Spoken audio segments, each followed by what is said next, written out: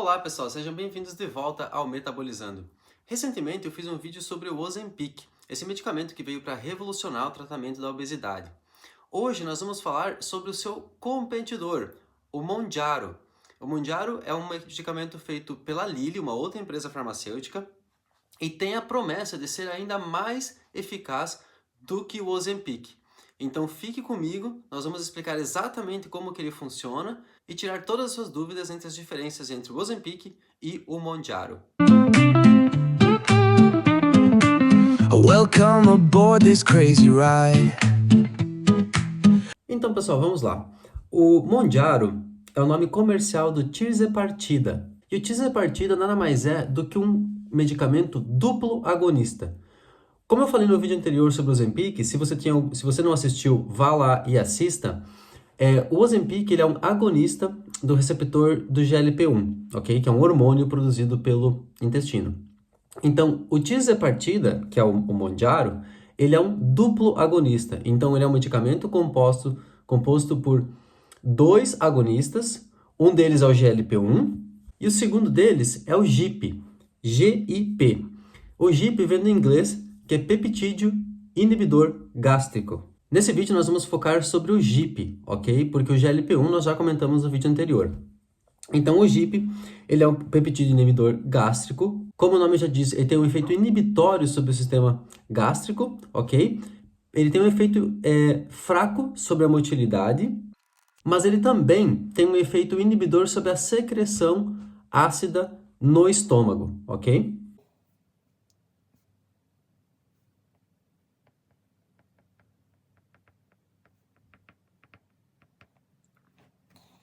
O GIP ele é produzido pelas células K e ele é produzido numa região um pouco mais anterior comparado ao GLP-1, então na região do jejuno e do duodeno.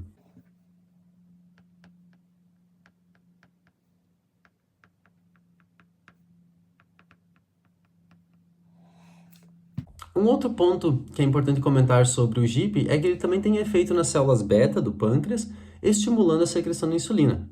Então, nesse momento, você deve estar se perguntando, tá, mas por que então combinar dois hormônios peptídicos, incretinas, que são produzidos pelo sistema gastrointestinal, se eles têm ação parecida? Como nós vimos no outro vídeo, o GLP-1 também tem efeito em reduzir a motilidade gástrica e também tem efeito em aumentar a secreção de insulina. A diferença entre eles está aqui. Esses dois gráficos que eu estou mostrando aqui são os gráficos de expressão do receptor de cada um desses hormônios em diversos órgãos, diversos tecidos do corpo. Então, esse primeiro gráfico aqui, o de cima, ele é o gráfico da expressão do receptor do GLP-1. Que é o que eu mostrei no vídeo anterior, é o mesmo gráfico. Então, como eu citei no vídeo anterior, o receptor do GLP-1 ele é muito expresso em células beta do pâncreas, que eu vou circular aqui, e também no músculo esquelético, algumas regiões, no músculo cardíaco, desculpe, e algumas regiões do cérebro, ok?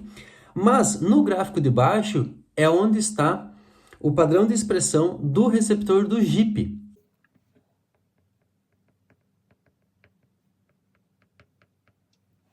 E como vocês podem observar nesse gráfico de baixo, existem vários receptores desse hormônio, do GIP, no sistema nervoso central, também no tecido adiposo, além do trato gastrointestinal e no pâncreas que a gente já comentou.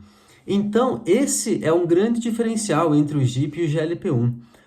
É altamente discutida a expressão de GLP-1 no tecido adiposo, mas hoje a ciência aceita que não há a expressão do receptor de GLP-1 no tecido adiposo. E como vocês sabem, a obesidade ela é muito complexa, ela afeta todos os órgãos do corpo. Então o GIP ele tem uma vantagem comparado ao GLP-1, que ele pode também atuar no tecido adiposo diretamente, coisa que não acontece com o GLP-1. Então aqui está o padrão de expressão do receptor do GIP no tecido adiposo, que o GLP-1 não tem. Então agora vamos para o que interessa. E aí, ele funciona ou não funciona?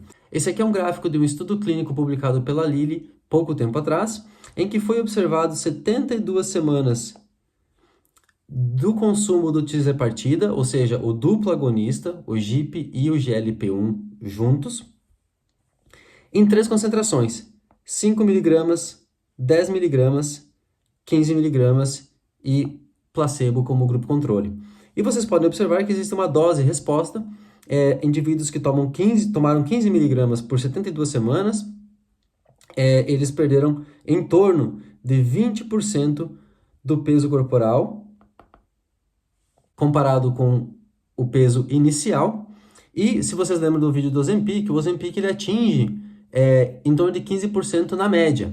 Então, aparentemente, o Mounjaro, ou tirzepatida, ele tem um efeito maior comparado com o Ozempic. Nesse estudo aqui, é importante ressaltar que não foram comparadas as duas drogas simultaneamente. Então, quando a gente faz essa comparação, a gente faz uma comparação entre diferentes estudos, o que é um pouco mais difícil de afirmar que ele é melhor. Mas, aparentemente, os números mostram que ele tem um efeito maior na perda de peso. E aqui eu trouxe para vocês uma curiosidade, como eu comentei anteriormente que uma das diferenças entre o GLP-1 e o GIP é que o GIP tem receptores no tecido adiposo, nos adipócitos, coisa que o GLP-1 não tem. Um outro estudo, também publicado pela Lilly, no ano passado, eu vou deixar o link para o estudo aqui embaixo, vocês podem conferir depois. Ele estudou em adipócitos os efeitos do tirzepatida e do GIP, ok? Então, o GIP é o hormônio isolado e o tirzepatida, em vermelho, é a combinação entre o GIP e o GLP-1, cada um atuando no seu receptor. Lembrando que não há receptor de GLP-1 nos adipócitos, até onde a gente sabe. E como vocês podem observar aqui nesse gráfico de cima, no eixo X, nós temos as concentrações de insulina sendo aumentadas e no eixo Y, nós temos a captação de glicose. Então, vocês sabem que quando a insulina estimula o seu receptor na membrana dos adipócitos, ela vai estimular, dentre diversas outras coisas, a captação de glicose. E vocês podem observar, como já é esperado, um aumento na concentração de insulina, ocorre um aumento na captação de glicose. Esse aqui é o grupo cinza, que é o grupo apenas insulina, ok? O grupo controle.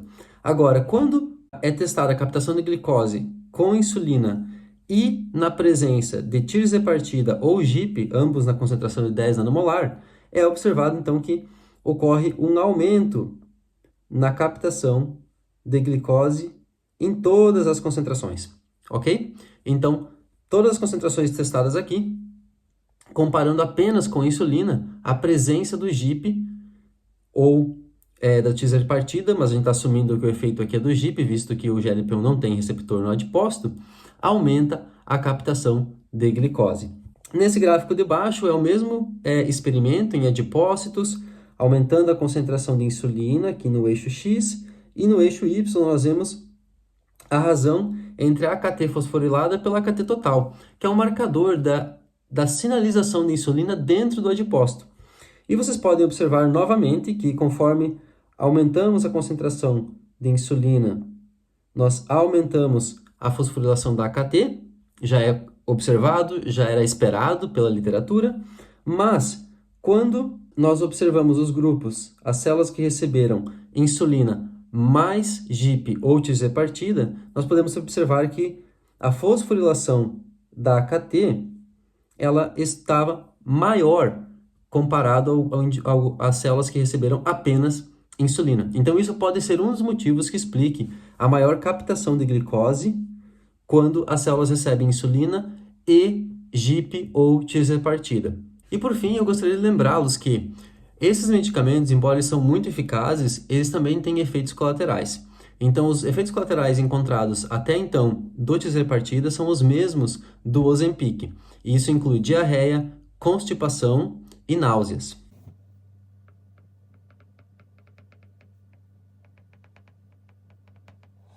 Além disso, como o Ozempic, esse medicamento foi inicialmente testado para o tratamento do diabetes tipo 2 e, posteriormente, está sendo aplicado para o tratamento da obesidade. Então, ele é recomendado para pessoas com IMC acima de 30.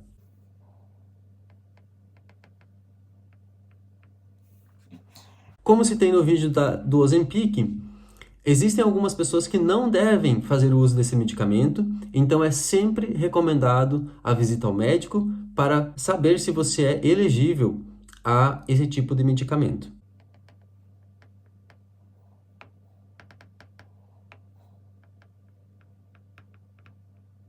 Então, pessoal, era isso que nós tínhamos para falar sobre otites e partida.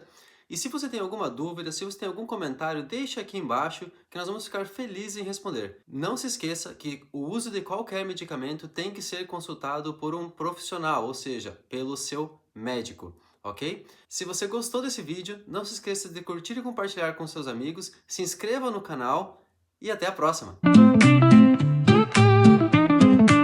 Welcome aboard this crazy ride.